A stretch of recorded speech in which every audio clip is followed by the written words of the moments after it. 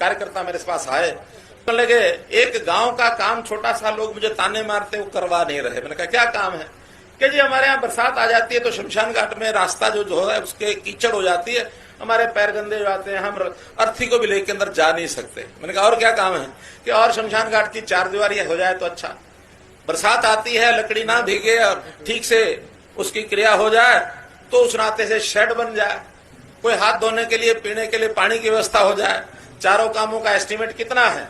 तो वहां के अधिकारी ने कोई 35 लाख का एस्टीमेट बनाया। मैंने प्रिंसिपल सेक्रेटरी को कहा, मैंने कहा बताओ हरियाणा के सभी शमशान घाट और कब्रिस्तान, उनमें अगर ये 4 काम जहां नहीं हुए सब कराने पड़े तो कितना पैसा लगेगा? उन्होंने 750 करोड़। मैंने कहा सब करा दो, सब करा दो। मिट्टी के तेल से स्टोव जलाते थे, कोयले से अंगीठी जलाते थे, वो सब समाप्त करके हमने कहा हर परिवार के अंदर गैस सिलेंडर जरूर पहुंचना चाहिए। और हमारा दावा है आज हरियाणा के हर परिवार में गैस का सिलेंडर पहुंच चुका है। हमने घोषणा और भी किया है, आप चाहे पड़ोसी के घर में नहीं है, उसको पता नहीं कैसे गैस सिलेंडर लाना है, उसकी एक शिकायत, उनका जो टेलीफोन नंबर है ऑनलाइन का, उस टेलीफोन के ऊपर टेलीफोन कर दो, फोन करने वाले को भी 100 रुपया दे देंगे, उसको भी दे देंगे 100 रुपया। बताओ तो सही किसके घर में नहीं है? क्या गरीबी हटाओ। जबकि देश के प्रधानमंत्री नरेंद्र मोदी की बात करें तो उन्होंने ऐसी ऐसी स्कीमें बना के हमको दी है।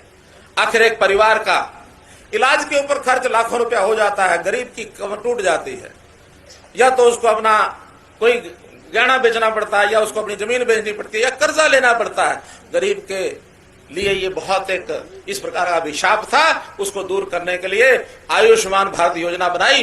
5 लाख रुपए तक का खर्च किसी गरीब परिवार के अंदर अगर कोई होता है स्वास्थ्य के ऊपर, तो वो नरेंद्र मोदी ने कहा कि सरकार देगी, वो सरकार देगी।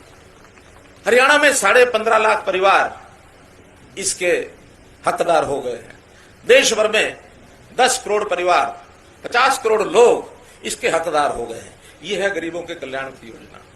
किसी साल में सब पार्टियां भी मैदान में आती हैं, आज फिर सब पार्टियां मैदान में आएंगी, तो हम जागरूक नागरिकों को उसकी तुलना करनी है सबके बीच में कि आखिर आज की सरकार जो एक स्थायी सरकार चल रही है, जिसका देश के अंदर कुछ उपलब्धियां हैं, उसी को दोबारा चालू रखना, या ये जो कांग्रेस ने जिस प्रकार के लोक लुभावने नारे देकर के, और मैं कहता हूं कि इनका जो घोषणा पत्र है वो ढकोसला पत्र है। उस ढकोसले पत्र में किस प्रकार की इन्होंने देश के खिलाफ जाकर के भी बातें की है, उसको भी अपने सामने हमको रख के चलना पड़ेगा। हमारी केंद्र सरकार ने अगर बहुत विषय हैं, लेकिन 2 विषय में मुख्य रूप से आपके सामने रखना चाहता हूं। एक विषय है देश की सुरक्षा के साथ जुड़ा हुआ।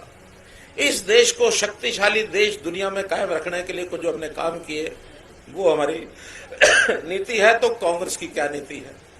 दूसरा विषय है गरीबों के जीवन में बदलाव लाने के लिए क्या क्या योजनाएं हमारी सरकार ने बनाई, और इन लोगों ने किस प्रकार से लोगों को गुमराह करने के लिए बातें कही।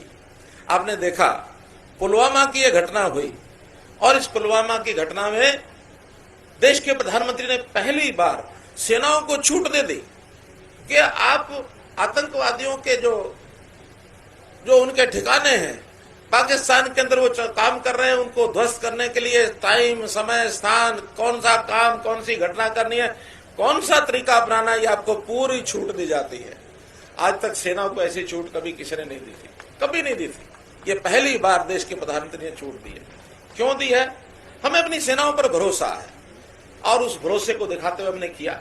और दूसरी तरफ कांग्रेस के लोग अपनी मैनिफेस्टो में क्या घोषणा करते हैं कि हम SFPA का जो एक्ट है उसमें संशोधन करेंगे।